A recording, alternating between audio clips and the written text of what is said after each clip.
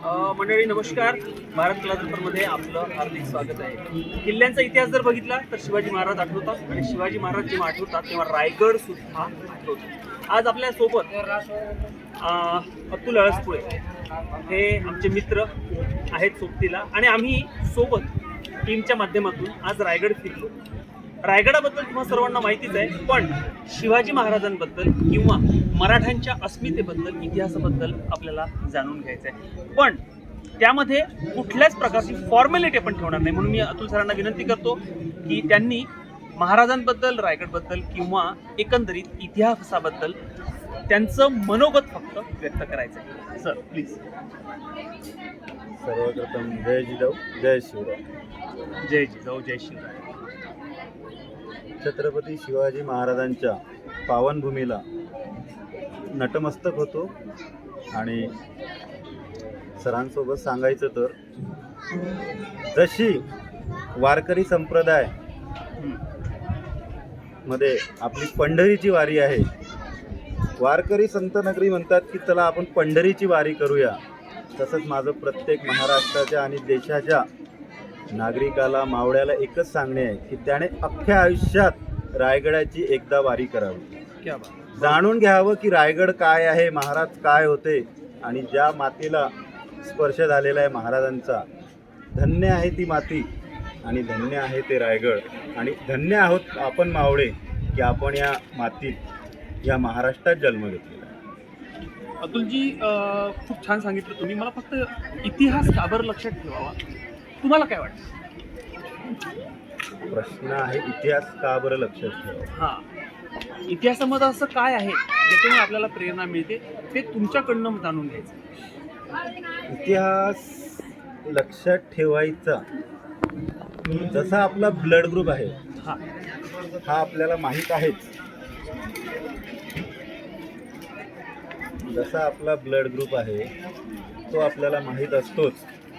आणि जशी आपली एक आयडेंटिटी आहे ती आपल्याला जशी माहीत आहे आजच्या अपडेट आणि डिजिटल युगात, तसंच इतिहास जिथे जिथे रक्त सांडलेले आहे, जिथे जिथे आपल्या पूर्वजांनी पाय ठेवलेले आहे आणि आपल्यासाठी जे काही अस्तित्व आणि संस्कृती उभारून ठेवलेली आहे आणि त्याच्या मागे त्यांनी घेतलेले परिश्रम, हे फक्त लढाईच नाही तर प्रत्येक गोष्टीत आपल्या पूर्वजांनी, आपल्या क्षत्रियांनी जे घेतलेले हे आहेत कष्ट, त्याची जाणीव आपल्याला, आपल्या पुढच्या पिढीला आणि प्रत्येकाला क्षणोक्षणी व्हावी म्हणून माणसाच्या रक्तात हा इतिहास खूप आवश्यक आहे.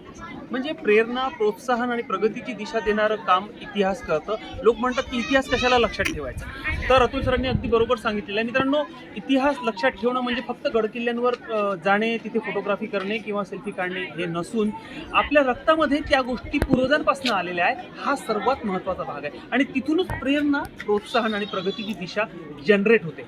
सर, तुम्ही आमच्यासोबत जुळलात आणि एक सुंदर असं मार्गदर्शन पण केलं. पुढल्या पिढीसाठी शेवटचा प्रश्न आहे, काय संदेश इतिहास, महाराज आणि रायगड म्हणजे ऐतिहासिक जर ठेवा जपायचा असेल तर पुढल्या या नवीन पिढीने काय केलं पाहिजे? थोडक्यात एक हा शेवटचा प्रश्न, नवीन पिढीसाठी संदेश.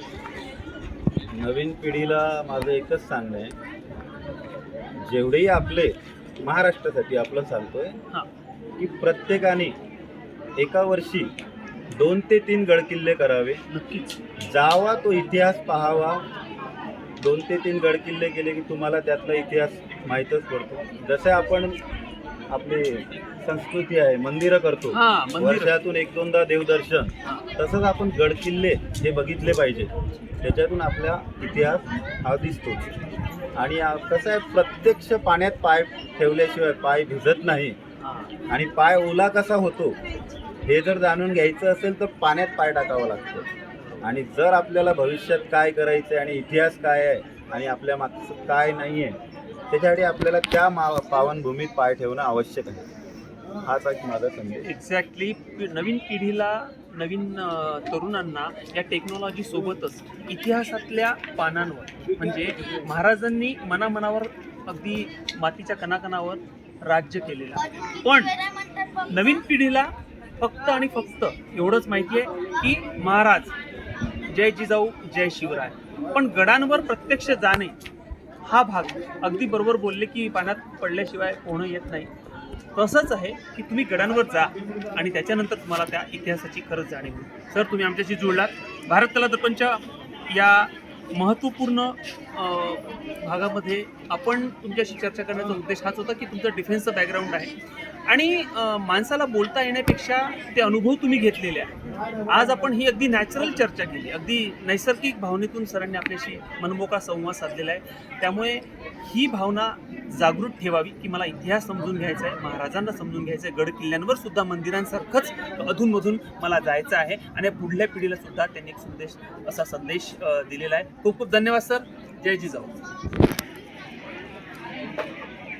अंधार होत चाललाय. आता दिवा पाहिजे आणि या देशाला जिजाऊचा शिवा पाहिजे.